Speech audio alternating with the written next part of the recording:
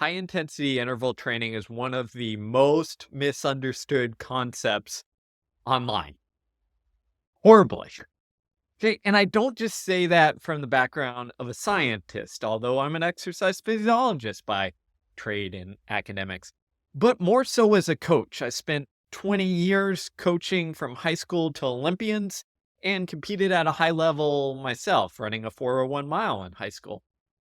But we get high intensity interval training, or HIIT, as the acronym goes, incredibly wrong. Even the authorities that should get it right get it wrong.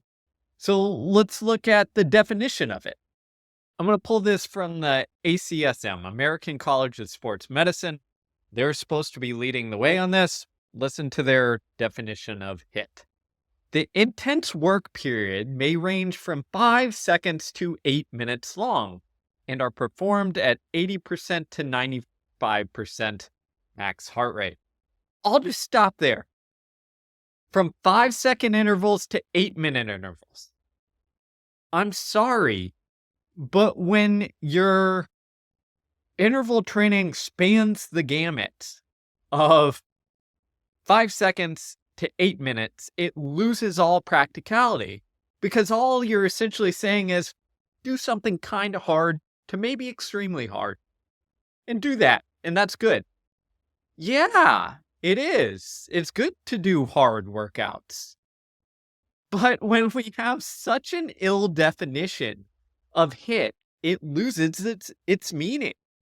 Because, let's give an example, 8 minutes at 80% max heart rate for some runners is going to be a very controlled lactate threshold session.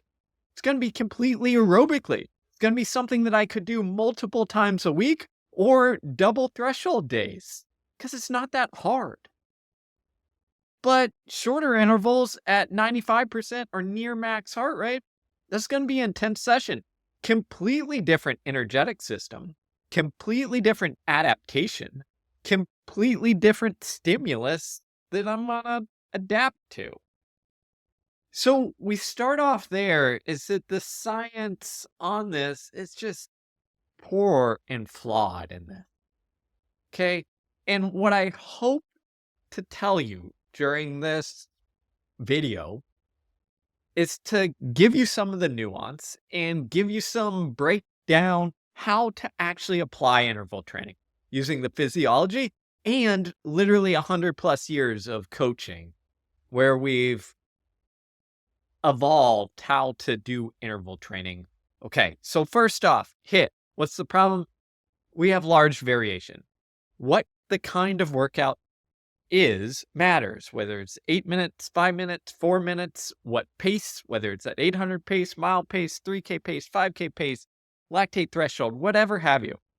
And the rest, it all matters, whether I do 30-second intervals at 800 pace with short rest or long rest, changes the adaptation, the stimulus and adaptation to the workout.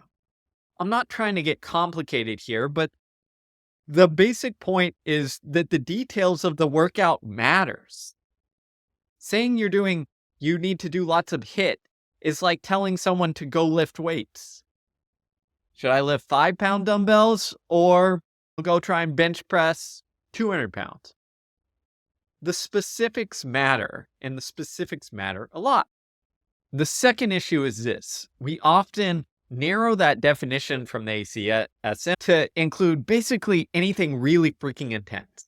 I get it. That's not scientific. But anything short, fast, near max.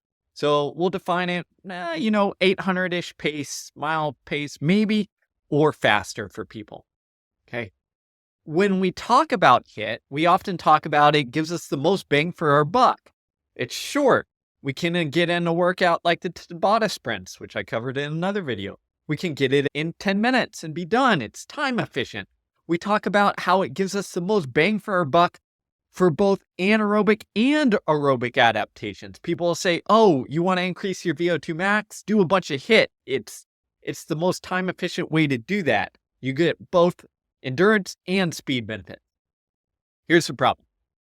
Yes, if I was a novice or a recreational athlete who's just jogging or cycling a couple times a week, doing some high intensity interval training for a couple weeks will increase my aerobic capacity as well as give me some speed or anaerobic benefits. But the problem, again, we've known this for at least 70 years, if not longer, in the coaching world, is when you go intense intervals for too frequently, for too long, you tip the seesaw balance of endurance and speed. Okay. Let's take us back to the 1960s. Arthur Lydiard, innovative coach, coached Olympians and world record holders from 800 on up. What he realized, the training innovation he had is before that in the 1940s and 50s, it was heavily interval based. You had Emil Zatopek running endless 400-meter repeats all day and 200-meter repeats all day. What Lydiard realized is that if we periodize the training and say, hey, when we do a lot of speed or sharpening work, it tends to bring our aerobic ability down a little bit. So we've got to build up this aerobic foundation and then introduce some of the high intense interval training, the sharpening work, while also doing a long run or something long enough to maintain the aerobic adaptations we built up. What Lydiard realized is that, I'm simplifying here, but speed and endurance are like a seesaw. And where that fulcrum in the middle lies depends on the athlete and the event you're training for. Differ if you're training for a marathon versus an 800 mile, for example. But the more we do of one side, it makes that side heavier and better, but often takes away a little bit from the other side. And what periodization of training is doing, the reason we set a foundation, we build a base before doing something faster, is because we build that foundation, which then allows us to handle more speed side, tilt that seesaw a little bit back into the favor of balance, and we're in a good spot. Research backs this up. Okay. There's some wonderful research that shows essentially when we do more endurance orientated stuff, we get more aerobic enzyme activity and that gets boosted. Okay. Things like pyruvate dehydrogenase, which helps convert glycolysis into pyruvate, not to get too complicated, but that tends to make us go more down the aerobic energy system use, going into the Krebs cycle, electron transport chain, things like that. Big words you don't need to know. On the other hand, if we do a lot of intense interval work, it tends to upregulate glycolytic enzymes. So lactate dehydrogenase, PFK, some others. And what happens there is we go through glycolysis, energy production, and those enzymes are activated more on the glycolytic side. So of course we go that way a little bit more. Counteracting, our aerobic enzymes aren't quite up to the task there. So we've got this, even at the enzymatic level, this balancing going on. And what researchers actually found is when they looked at it in the real world, it was a study by Quinn back in the 2000s. And what they did is they looked at, hey, what happens when we do continuous endurance work first and then interval training, or vice versa, interval training, then continuous endurance work? They just simple test of periodization. What happened is when you went continuous and then interval, people improved significantly more than when you went the other way around. So for example, time to exhaustion went up 15%, continuous to interval only went up 5% when you did intervals first, then continuous. VO2 max went up 7.4% going continuous to interval, only 3.6% the other way around. And the reason is pretty simple, right? You need to build a foundation before you sharpen that foundation. Got science, got 70 plus years of training knowledge to tell us this. What does this mean when we look at high intensity interval training? We'll consider how we study it in research. What do we do? Generally, research isn't done on the highest elite level athletes or even college level athletes, even high school level athletes sometimes. because it's really hard to convince them to do a training study where we say, hey, forget the training plan by your coach.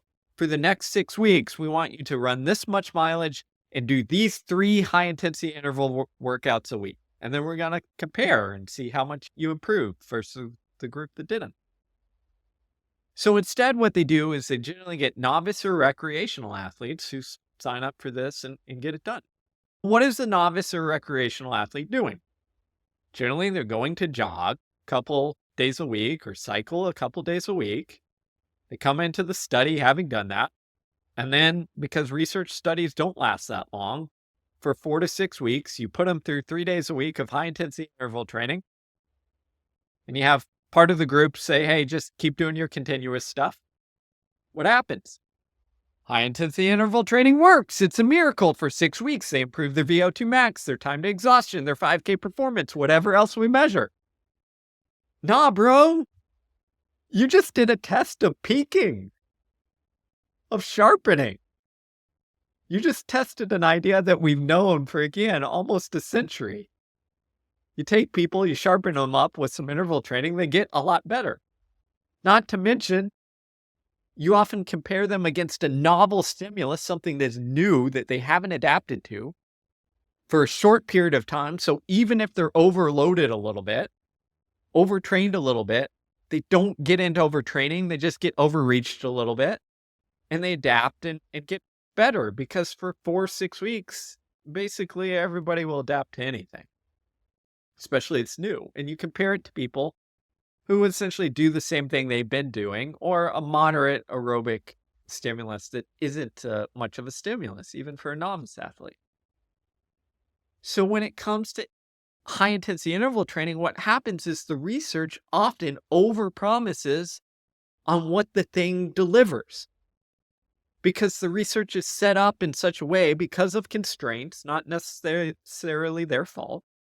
You can't do many long-term studies, but because of constraints. This is why when you look at the research on high intensity interval training versus the research that follows and tracks actual elite endurance athletes, it's wildly divergent. You look at the research on elite athletes and it generally shows the volume of training matters. Of course, the interval training matters somewhat. It shows that things like lactate threshold matter more than the buffering capacity, depending on the event. And that differs from the singular high-intensity interval training work. Okay, I've thrown a lot at you. My bad. I like the science. I like to get into it. What does all of this mean? Okay? When it comes to interval training, the hard workouts, how we manipulate the variables matter. Okay? The speed we go at shifts that stimulus and adaptation. The distance of the event shifts the rep, shifts the stimulus adaptation. The rest and recovery, the sets and reps, shift the stimulus and adaptation. It's how we put the variables together that matters. I can do an aerobic workout that is 100-meter repeats if I keep the rest short enough so that anaerobic system doesn't recover, and I modulate the pace correctly. So it's fast, but not too fast. Okay. How we manipulate the workouts matters. I'm going to give you a very kind of simplistic view of this. But number one is, when you're doing some sort of hard workout, what is your desired adaptation? What are you trying to get better at? I like to simplify this for you and the event you're training for. Whether you're training for a 5K, a triathlon, a marathon, something that takes an hour, 2 hours, 5 minutes, 2 minutes, whatever it is. I want you to say, is this workout working on the speed side of the equation or the endurance side of the equation? Am I trying to get better at extending my ability to last at a pace? Or am I trying to get faster or make my specific race pace feel easier by going faster? Speed side or endurance side? Okay. That's where we start. For example, if you're training for a 5K and you say, hey, I need to get on my speed side, I need to get comfortable going faster in race pace so that I feel pretty good. Great. then that intensity is going to be somewhat faster. How much faster depends on, again, what adaptation are you looking for? Are you looking for just a little bit faster so that you get smooth and controlled fast? You're looking for much faster, maybe at mile or even 800 pace, where we're getting used to the tolerance of the fatigue and the changes in acidity in the muscles so that we have that ability in the latter stretches of the race. Okay, it all varies. Same with on the endurance side. Do we want to go just a touch slower to extend our endurance, maybe 10K pace? Or do we want to go much slower, lactate threshold, 10-mile half marathon pace, where we're working more on giving us the general endurance to be able to work better aerobically and to keep our lactate levels relatively low and controlled at faster paces? It depends. But the point is your desired adaptation, what you're shooting for, what you're aiming for in that workout, determines how fast, the rest recovery, the rep length.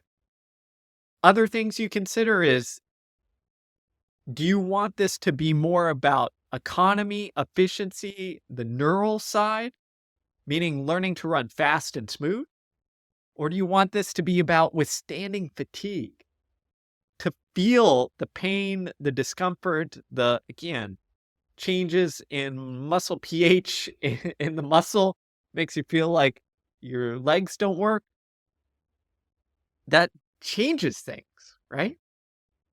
That changes how long the recoveries will be. If you want it to be relatively fresh, fast, and smooth, probably going to want longer recoveries. Allow some of that energy systems to restore, byproducts to, get taken care of, all that good stuff. And then finally, I think when it comes to interval training, I'll throw this out there as I've thrown a lot out, but where you're going matters. Again, remember the balance. So this is the key to everything. When you're training for a 5K and you're getting into the last 8, 10, 6 weeks of the training, you're balancing the speed and endurance for your specific event. Obviously, you're getting ready for the 5K. So as you get closer, you got to be a little more specific to the race, more kind of specific speed stuff. But over time, when we look at our interval training, we still have to balance the hard workouts so that we're balancing that seesaw so that we don't go too much in the speed side and forget our aerobic side. So that means, again, whenever you do these hard interval times, sometimes they're going to be more aerobic, right? You might do 2 a week where one is a little more aerobic focused and one is a little more speed focused. And over time, they come together a little bit as you get closer to the race pace. That balancing equation. Also, on where you're going is how you're progressing these. We often talk about high intensity interval training and we say, oh, Tabata sprints are the best. Go do that. Or this workout I read on YouTube, or Peter Attia, who has some good stuff sometimes, says the Norwegian method, 4x4 minutes, is the ultimate workout. No. There is no perfect workout because how you manipulate and progress it is what matters. Think about this. If I do 4x4 minutes and I have, let's say, 3 minutes rest in the first time I did it at 5-minute mile. If I say, 4x4 minutes is the best, the next time, well, how do I improve that? How do I progress that? I guess I got to run a little bit faster pace during those 4 minutes. Then you get to the next 4x4 minutes, the best workout. I guess I got to run a little bit faster. Your only stimulus over this 6-week period, if you keep running 4x4 minutes, is to get a little faster. So what happens is you're only adapting in one direction. Instead, what we want to be able to do is progress in multiple directions to alter the stimulus. So think about this. We do 4x4 minutes at 5-minute mile pace, 3 minutes rest. Maybe the next time we do 2:30 rest. Why? If we challenge ourselves by taking less rest, what we're doing is we're working on challenging our kind of aerobic system to recover fast enough, clear stuff out so we can maintain the intensity. Maybe the next go round, we say, hey, forget 4x4 minutes. I need to extend my ability to last at this pace. Maybe your problem in the 5K is you get to 1.5 miles or 2 miles and your pace starts falling apart.